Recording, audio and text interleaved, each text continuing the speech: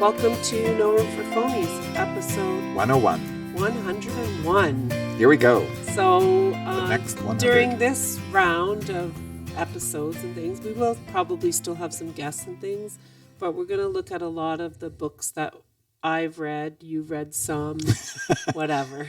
Well, So- some of us are one of us is retired and Yes. one of us is not. So I wanted to look today at books by Adam Grant. I think he's, a lot of these guys got their start in, with TED Talks, right? Yes, And he's he another was one. an athlete, a swimmer. Wait, diver. Diver, I I think. can't remember which. Anyway, And anyway, then he had a TED Talk and that launched. I mean, he had done his degree. He's an organizational psychologist. But the TED Talk is what launched him into being a public speaker and more. got his fame. Yeah, right? and then his books published. So his most recent book, which we're going to talk about today, is called Hidden Potential. And it just says the true measure of your potential is not the height of the peak you've reached, but how far you climbed to get there. Okay. And then another of his books, Think Again, which We've both read that one. Yeah. Intelligence is usually seen as the ability to think and learn, but in a rapidly changing world, there's another set of cognitive skills that might matter more, the ability to rethink and unlearn. Yeah. It is a very good book about challenging your own mindsets that have been frozen and opinions that are kind of petrified and just a way of thinking things over again. Yeah, it's a And very then good book. his other book is called Originals. Great innovators procrastinate. You'll be happy to hear. They feel fear and doubt. They have bad ideas. What sets them apart is that they persist in championing their ideas anyway because they're less afraid of failing than of failing to try. What's the title of that book? Originals. Originals. And then his other book is Give and Take. Success. That's our first book that we ever read of his. Yeah. Success is not about competition. It's about contribution. The most meaningful way to succeed is to help others succeed. Mm-hmm. And then option B is another one of his books. Resilience is the strength and speed of our response to hardships, and it's a capacity we can all build. And then he has some children's books, which I didn't know. Okay. Leaf and the Fall. A leaf named Leif, L-E-I-F, who's afraid to fall in the fall, learns that creativity and persistence can lead to amazing things. School Library Journal calls it a clever and triumphant tale, and Kirkus described it as a polished, clever take. Then the other one... That'd be a good one to get to have in our children's library. The Gift Inside the Box is another one. A gift box meets children who want him for themselves and keep searching for a giver. It's one of Amazon's 2019 holiday gift picks. This book is meant to be read interactively so that parents and teachers can start conversations with kids about generosity. Wow. That one sounds And then very Power- timely for the season. Then his other book is Power Moves. Yes, power can corrupt, but more often it reveals. Through interviews at the World Economic Forum in Davos with 24 CEOs, entrepreneurs, scientists, and thought leaders, explore how people are gaining, losing, and using power differently in a connected world. Wow. So those are his books. Time for some politicians to read some of that book, I think. Yeah. So the book, though, today that I wanted to talk about is some of the, and I'm just giving some of the quotes from the book, and you can have your reactions to them. All right. From the book Hidden Potential.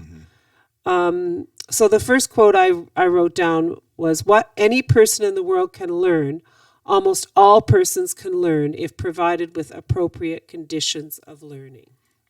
I really like that because it is about the context of learning, and it really does kind of highlight the disadvantage that a lot of people have and they don't get to maximize their full potential. I'm just thinking of that one girl in that grade 6 class that you taught in the inner city school. Right. And how, her family background, the culture that she was from, and then the context she was that Indian. I don't remember the I country. don't remember what country, But actually. I mean, but was English her second language? I think so.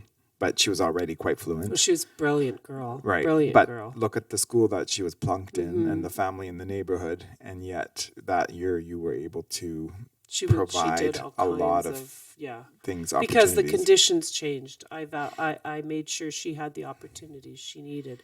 But also, many years ago, it feels like now, there was a researcher named Carmel Cravola who said that all children can learn given the correct time, support, whatever. Right. Because And sometimes that it does take a little reminds bit more me, time. But like all children can learn, given that they are provided with what they need to learn. And it also doesn't say. I mean, he doesn't say everyone. He says almost all. Because, I mean, you got to allow Yes. for different kinds of ability, handicaps. But the other thing is, like what Carmel Cravola said in her writing was like, all children can learn, not at the same rate and maybe not as much as each other, Right. but all children can learn, Right. right? So it's not really about saying that everybody's going to become a brilliant, something Lawyer, or astrophysicist. other, or teacher or whatever. Right. It's that all persons can learn. So I really love that quote. Yeah. And then I have to say, we really do espouse that at Niagara College. Yeah. Because of the variety of programs that we have. Yeah. And like And the supports that are in supports place. that are in place. Yeah. And, and we do have programs for community members who, will never become plumbers or electricians, but can work on an assembly line. Yes, and, absolutely. things like and that. opportunities. So differences in learning, natural ability are often differences in opportunity and motivation.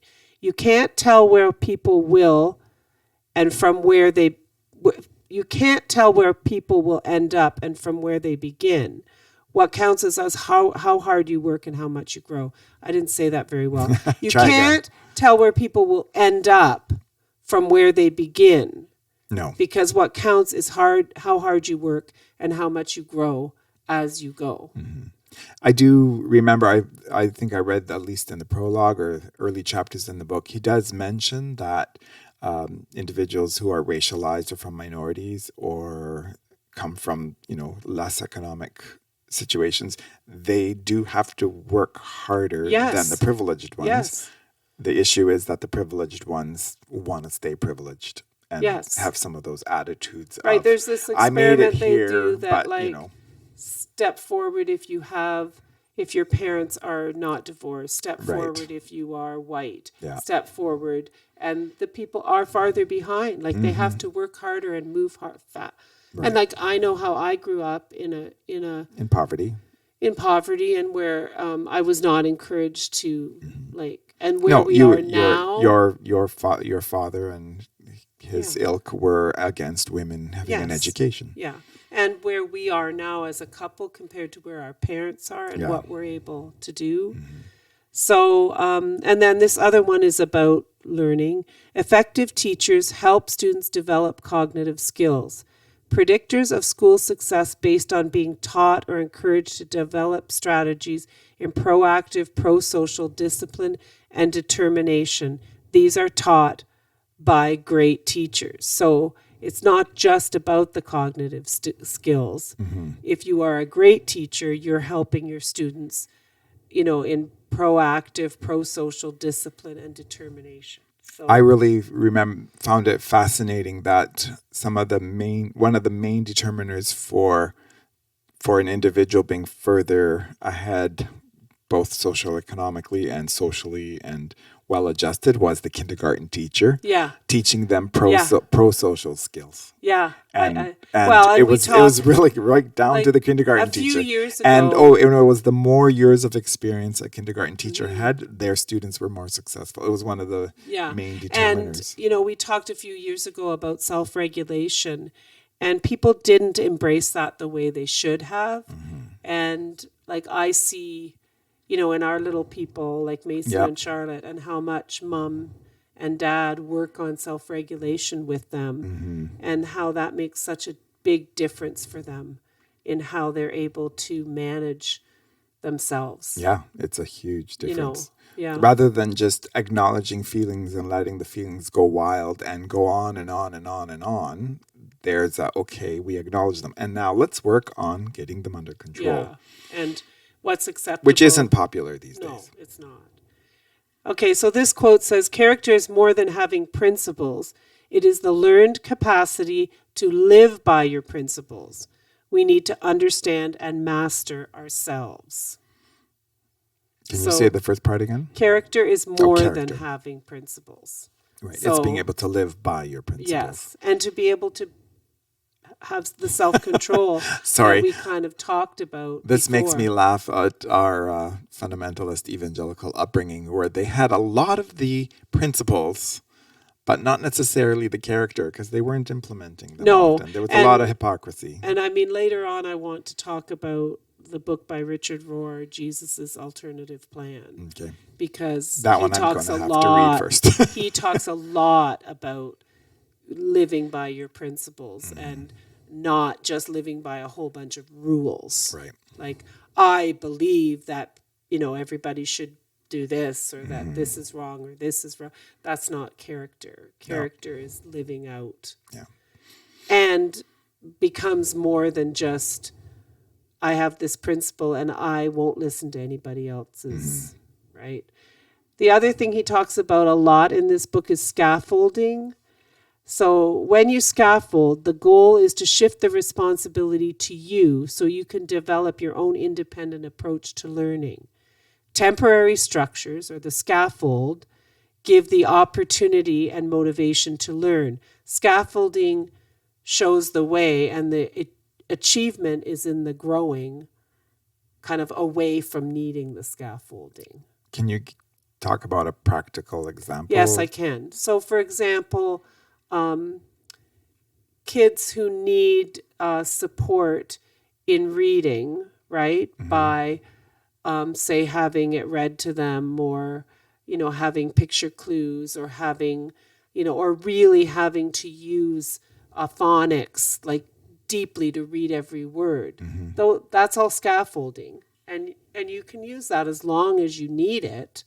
But the goal is that it's temporary, and that eventually you can read through a whole book without having to sound out every single word. Right. So, I mean, that's a very basic, but I mean, you guys But must... there isn't anything wrong with scaffolding, let's say counting on fingers, and, No. you still do it as an adult. Yes. But you must think of ways that you scaffold for your English Oh, yeah, students absolutely, a lot, yeah. right? So I think sometimes we see scaffolding as cheating, and I think that that's really unfortunate. And if you read his book, you'll really understand more about scaffolding and why it's so... And it's not just in education, it's in anything that you want to achieve in life. So Yeah. let's say for me, having to have a courageous conversation is to practice it with a colleague or with a mentor and role play it out a few Yes. times, and not just rehearse it in your mind, but but actually to practice practice it, and then it becomes easier. So personality is your predisposition, your basic instincts for how you think and feel and act. Right. That's And personality is a mixture of genetics and upbringing and exposure. Yeah. But character is your capacity to prioritize your values over your instincts. Okay. So to choose not to give in. Right. So And- if I'm a procrastinator, a character is working hard on developing tools and strategies to avoid procrastinating. Right. And character is how you show up on a hard day. Right.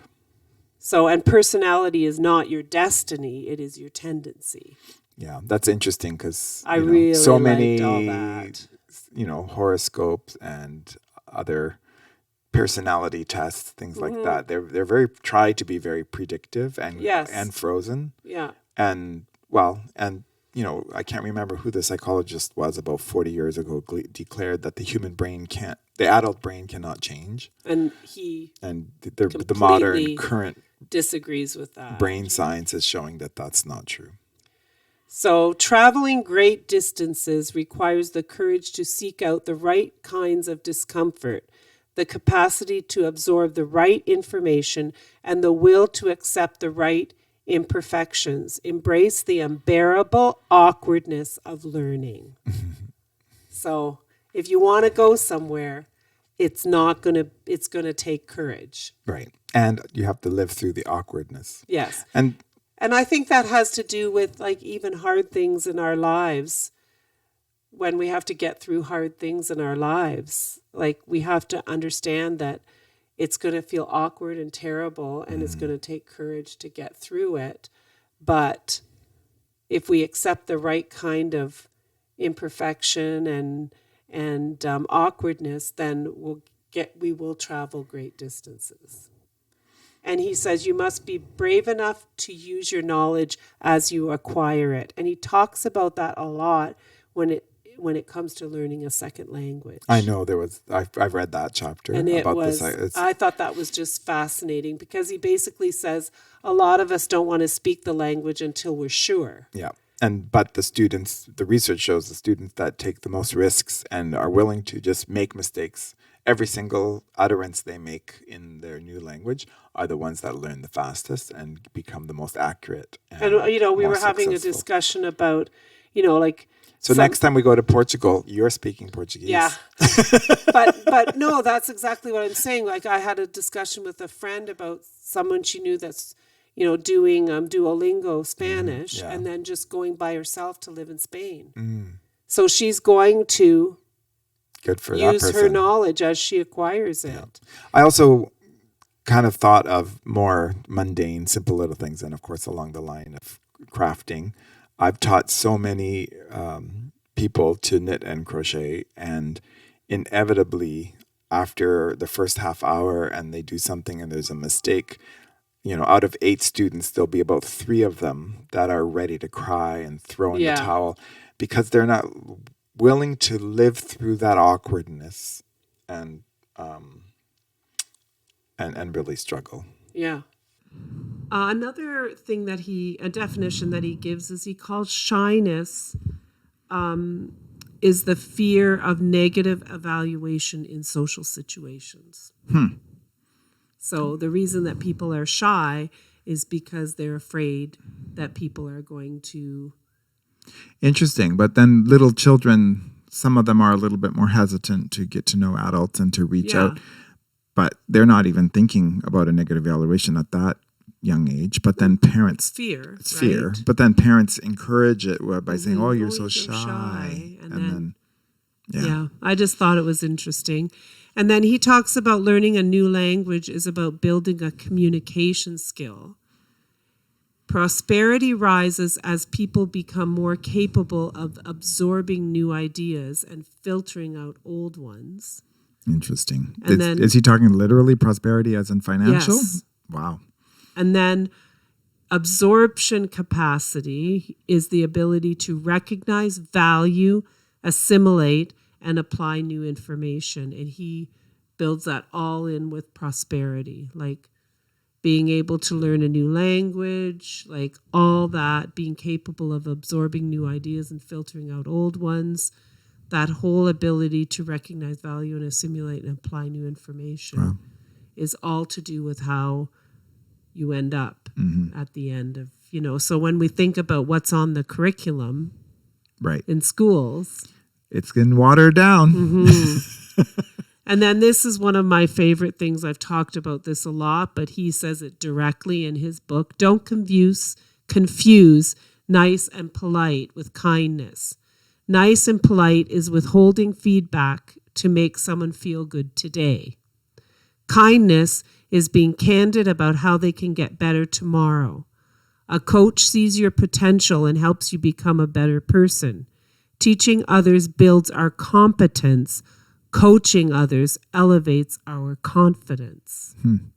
So if, he's talking about that difference between just spouting out information and actually coaching someone to be a better person by seeing that person's potential. Right. But also going back to the whole nice and polite, where, just to keep harmony, you avoid saying the things that might actually improve that person's. Making progress isn't always about moving forward. Sometimes it's about bouncing back, and resilience is a form of growth. And be stewards of the future and not custodians of the past. Well, I'm even thinking of, maybe there are people that never make it on the prosperity scale, but they still, for every setback, they become more resilient and more determined. But I liked that idea that making progress isn't always about, sometimes you have things that set you back, but you are resilient. You build resilience. That's still growth and learning. Yeah. And there's a whole chapter on Finland and schools in Finland. Yeah, I haven't read that yet. I'm looking forward to that. And in Finland, the belief is in the potential of all students. And their saying is that we can't afford to waste a brain. Wow. So they invest in every student, regardless of their ability. Every child gets a personalized plan for growth. And education is seen as a plan for nation building. Wow. So when we think of the way schools are managed here, right? Well, and we've said there's no vision set by the federals. There's no vision. No. There's very little vision set by the provinces. And we're not working on nation building. Well, and the thing is, like, when they say, nurses and doctors and whatever, they're essential services, and we don't include education in that, then we're not using it for nation building. And he says this statement, and this statement hit me so hard because as a principal, I dealt with all these new initiatives that would be coming into schools. And he says schools don't need new initiatives. They need to find ways to give students a sense of agency at all levels. And so reading is the basic skill for all subjects. So instead of putting all these new initiatives in place, give kids a sense of agency and make sure they can read well with whatever scaffolding they need, because that's the basis for everything. Interesting. Reading and understanding, right? Like, you just think of every job or everything that you go to do, you have to be able to read something and understand it. Yeah. You do. You have to be. It's interesting because that conference that I attended virtually a couple years ago, remember on Saturdays, it was about the, I think it's called the Right Question Institute. And it's about asking questions and teaching learners to ask questions so that they have agency. Yeah. And it definitely is about reading, but definitely a question. I just thought if you're a teacher or an educator or a parent, or if you're a parent, grandparent. Yeah. And then the other thing he talks about is an organizational lattice, is an organizational chart that channels across levels and between teams. He does a whole bunch of talking about kind of like how I should be. To me, it's the idea of everyone should be able to speak truth to power, and nobody should be put down for bringing an idea kind of across. Like, so the word, like so the ladder is top down, but the lattice is takes away those. Well, when you think of a lattice where plants grow, like it goes all directions, right? And the vine grows everywhere and crosses over and does all that stuff. He talks quite a bit about that. And just the last thing that I have about is that every person should find themselves a credible believer and a guide who will always point you in the right or better direction. So we've talked about looking this for a mentor somewhat with our kids all the time, is who are the 5 people that influence you the most, and to make sure that those people are actual credible believers. They're not just going to be nice, but they're going to be kind, and they believe in you, and they want you to be better all the time. So I would really encourage you to pick up Adam Grant's book, Hidden Potential, and give it a read. And there's a lot of free learning opportunities as well from his blog and his newsletter. Yeah, and he has a great website. Yeah. So Adam Grant, he's what I'm promoting today. So December 15th, there's a book I read. It's 60 Days to a Positive Mindset. It's just called The Power of a Positive Mindset. So we're gonna talk about some of the themes from that book. I better get reading. So thanks for joining us on November 30th episode 101, for a little look at Adam Grant's hidden potential. Thanks for joining us on No Room for Phonies. Good night.